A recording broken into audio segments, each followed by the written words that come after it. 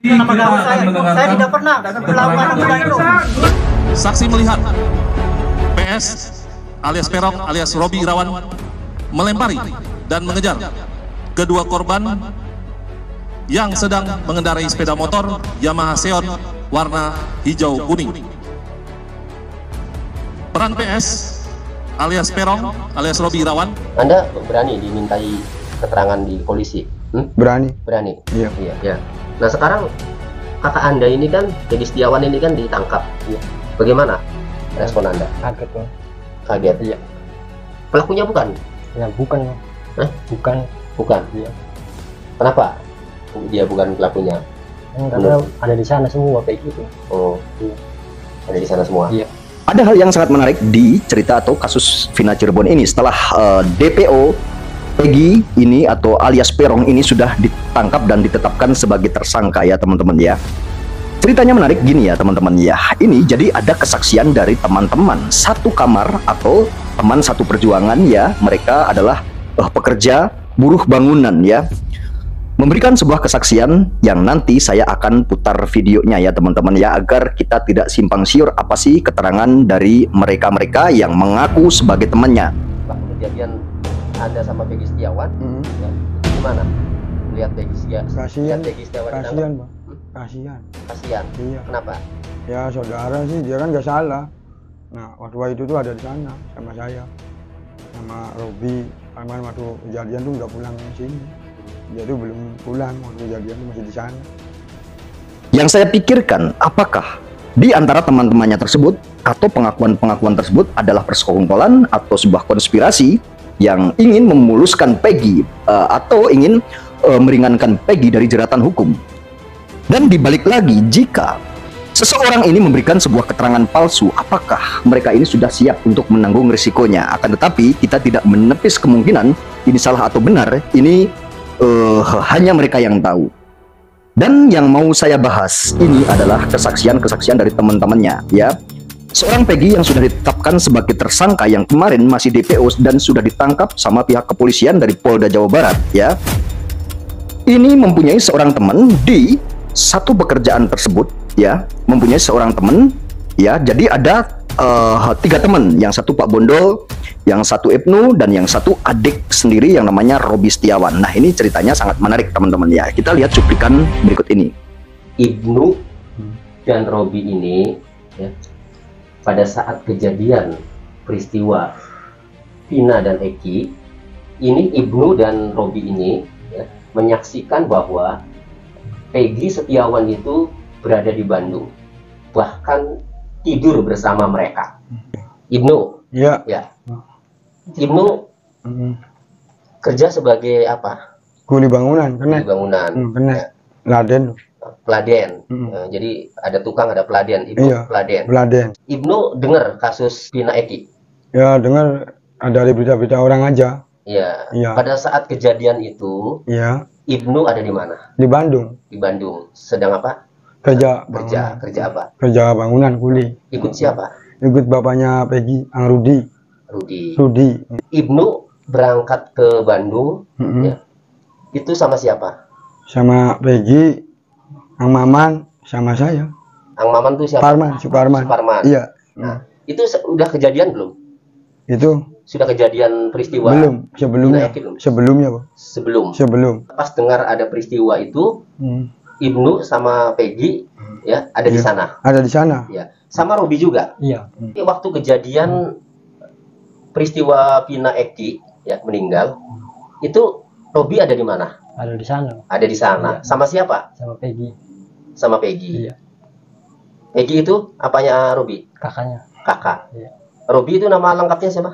Robi Setiawan. Robi Setiawan. Jadi pada saat kejadian meninggalnya Vina Eki itu rame-rame ya, Ada di sana. ada di sana. Iya. Tapi pada saat kejadian itu pulang nggak? Enggak ada di sana. Ada di sana semua. Ada di sana Sama semua. saya, ya. Oke. Iya. Jika mereka mengatakan hal seperti itu, apakah kita akan langsung percaya begitu saja? Dan apakah juga kita akan menolak mentah-mentah bahwa itu adalah kesaksian palsu? Akan tetapi kita tidak bisa untuk mengambil suatu pernyataan-pernyataan atau keterangan-keterangan yang mungkin belum terbukti. Nanti ada tempatnya untuk membuktikannya ya teman-teman ya. Paling tidak kita fokus untuk keluarga korban ya, kita turut bela sungkawa terhadap keluarga korban ya yang ditinggalkan oleh keluarganya, oleh anaknya itu tersebut gitu ya. Itu mungkin kita tidak bisa membayangkan bagaimana rasa kehilangannya, akan tapi kita tetap mencari sebuah keadilan dan kita tetap suarakan keadilan ini ya, karena keadilan ini untuk anak bangsa, untuk semuanya. Warga negara Indonesia wajib mendapatkan keadilan yang sama. Nah, sekarang kita bahas untuk kejanggalannya teman-teman. Setelah Peggy ini ditetapkan sebagai DPO dan sudah tertangkap ya, muncul berita ada pengakuan-pengakuan dari tadi salah satu temannya atau ada beberapa temannya tadi mengaku bahwa Peggy di saat kejadian tanggal 27 Agustus 2016 di saat bebarengan dengan kejadian Vina dan Eki meninggal dunia tersebut yang dulu dikabarkan adalah kecelakaan dan akhirnya naik menjadi kasus yaitu pembunuhan dan ruda paksa, seperti itu ya teman-teman ya. Ini cerita yang sangat menarik dari teman-teman tersebut ya, dari teman-temannya Peggy yang satu kawan, satu perjuangan dan satu pekerjaan, bahkan satu kamar tidur ya. Mereka mengaku bahwa di saat kejadian tersebut di tahun 2016 tanggal 27 Agustus tepatnya, Peggy alias Peron ini tidur bersama mereka, dan ini pengakuan-pengakuan dari mereka ya, saya perlihatkan dan kita tonton bersama-sama. Nah, jika ini pengakuan-pengakuan ini nanti benar, kita akan membicarakan tentang kebenarannya. Jika ini ada kebenarannya misalkan gitu ya teman-teman ya. Bagaimana dengan penegak hukum di negeri ini? Apakah teman-teman setuju jika kita mengatakan salah tangkap dengan seseorang tersebut ya, jika ini benar loh ya? Karena kita jadi berpikir alangkah sangat tidak mungkin jika seseorang tersebut yang sudah ditangkap dan sudah dijadikan tersangka, seorang Peggy Peron tersebut melakukan sebuah tindak pidana pembunuhan ya, akan tetapi keadaannya dia ada di Bandung ya, posisinya ada di Bandung, sedangkan tempat kejadian tersebut ya itu berada di Cirebon. Ini jaraknya sangat jauh teman-teman dan tidak bisa ditempuh dengan waktu 1 jam misalnya. Kita berpikir secara nalar dan kita terima dengan akal sehat dan logika kita mulai berjalan. Apakah iya bisa kejadian tersebut jika kita membunuh seseorang ya, akan tetapi dengan jarak yang sangat jauh? Ini logika kita yang akan kita jalankan gitu ya. Menurut saya ini sangat tidak bisa.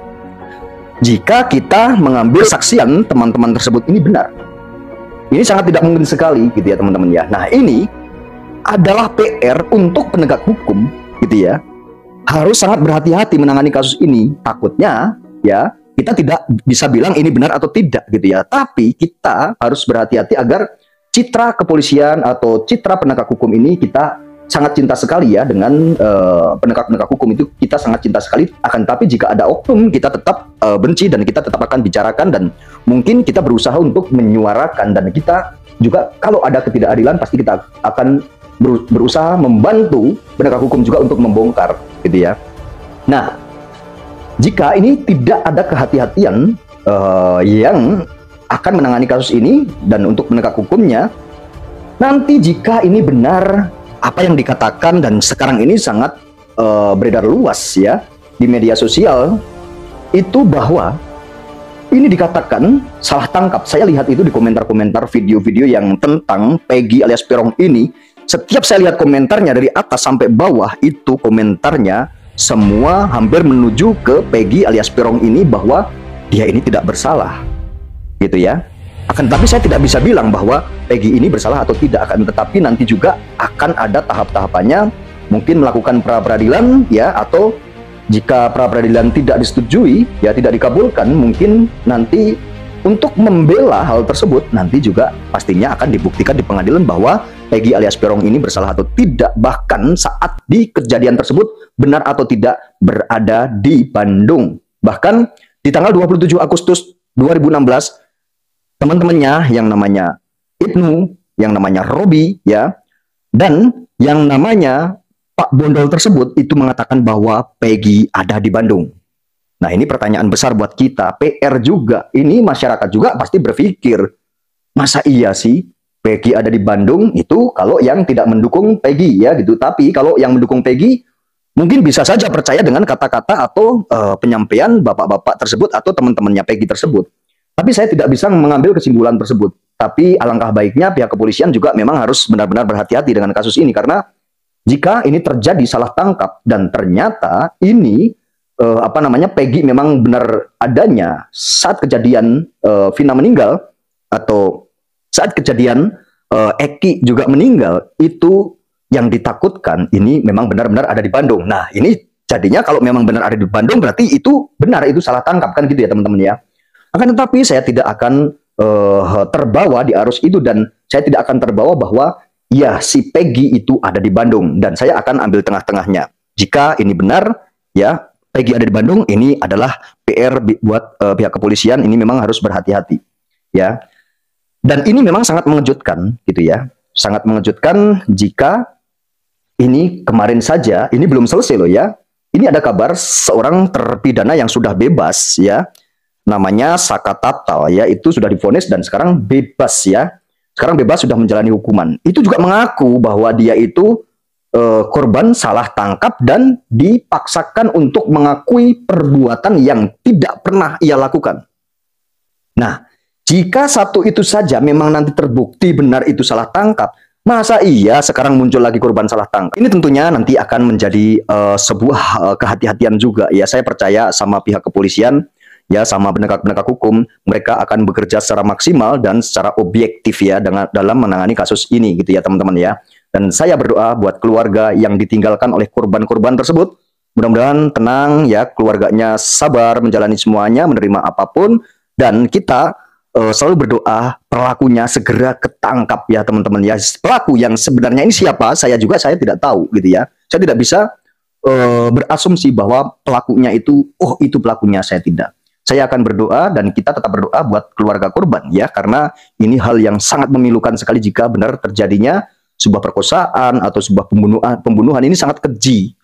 Hukuman yang paling pantas untuk para pelaku-pelaku ini adalah sebenarnya hukuman mati, ya teman-teman ya. Ini sangat biadab sekali perlakuannya jika itu benar, ya, kasus tersebut itu benar pembunuhan disertai dengan perkosaan, ya. Siapa yang terima tidak akan terima, ya. Mudah-mudahan kita support, ya, kita dukung dan kita kawal, kita suarakan terus, ya, kita sebagai masyarakat jangan sampai, ya, di negeri ini kita tidak mendapatkan keadilan, ya, apalagi seorang korban tersebut, ya, harus mendapatkan sebuah keadilan dan rasa keadilan yang sebenar-benarnya. Oke teman-teman, terima kasih banyak yang sudah nonton video saya ini, dan saya akan sambung di video saya selanjutnya.